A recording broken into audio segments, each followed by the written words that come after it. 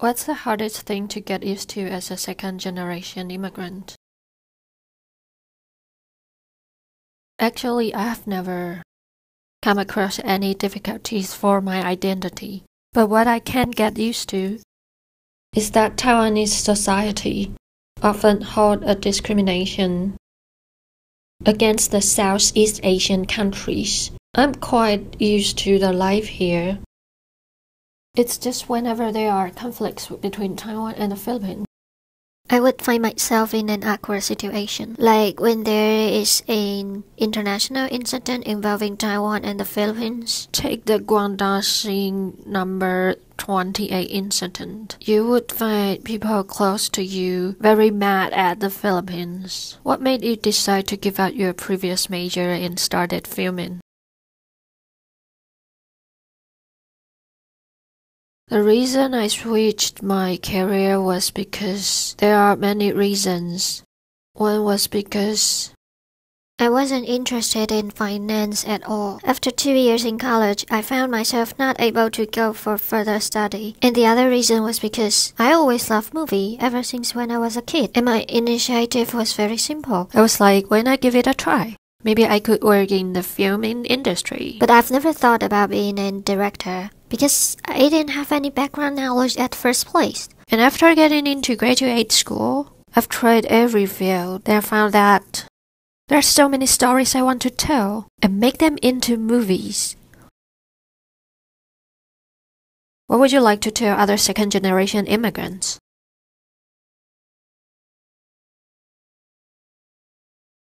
I think the possible problem they might encounter would either be cultural or their origin.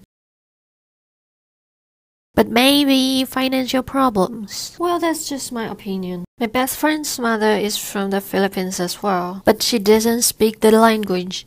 She was born and raised here in Taiwan, in a wealthy family. So she has never...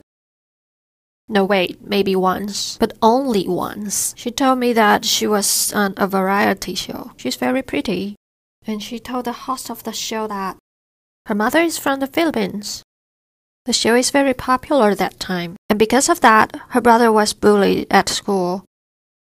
The kids laugh at him and say things like, "Your mommy is a Filipina." Even teachers ask other kids not to play with her brother. Yeah, just because of the show. But she's never bothered by her identity. Nor has she come across the so-called typical problems of the second generation. For example, the society often thinks that the immigrants might fail to provide their next generation with proper education. Especially when the mother is a foreign spouse. She may not be able to help her kids with their homework, or she might have language barrier.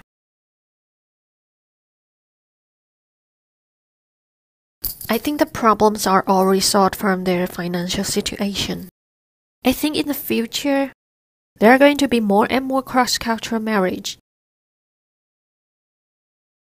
And there will be more mixed-race children. So if you are bothered by the situation, if you are bothered by your identity and suffer difficulties because of that, just think like you will be the mainstream in the future.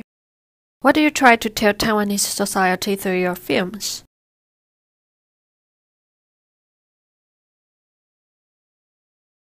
I don't really have a big reason for making films. In the beginning, when I decided to film Arnie, I was inspired by the real story. And then I think, I really want to introduce those migrant fishermen to the public, those who work in the Kaohsiung harbor. So the main idea was to film all walks of life in the big city. As for chips, it was a very important moment, ever since I was a kid. So I wanted to make it into my graduate film program. And maybe not many people have noticed this kind of little thought in a kid's mind. Rising from Haiyan is a documentary. I wanted to document the national traits of Filipino. Even there are a lot of typhoons, they'll not complain about it and just live with it. I haven't finished shooting yet. It will be a long-term recording. What do you expect the future relationship between Taiwan and the Asian countries? I think the ultimate orientation of all the policies should lead to a long-term cultivation.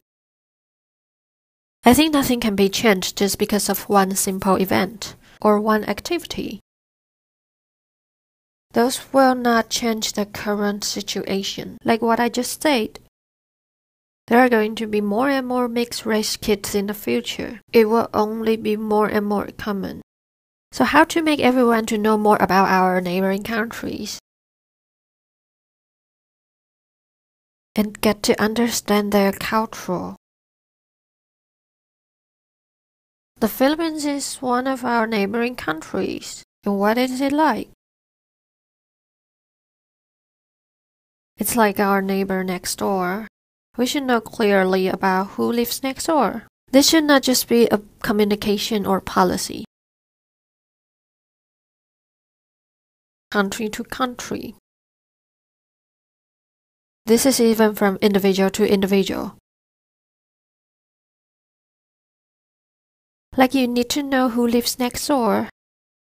And if you would be open-minded to go to those restaurants owned by migrant workers. And whether you respect other religion.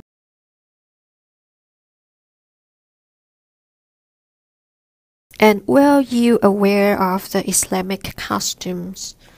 And when you run into a migrant worker, will you bring a smile to your face? Or you just ignore him? Like the way you treat other Taiwanese. Those are all long-term cultivation. And what people expect to see is a policy that leads its citizens into an open-minded society.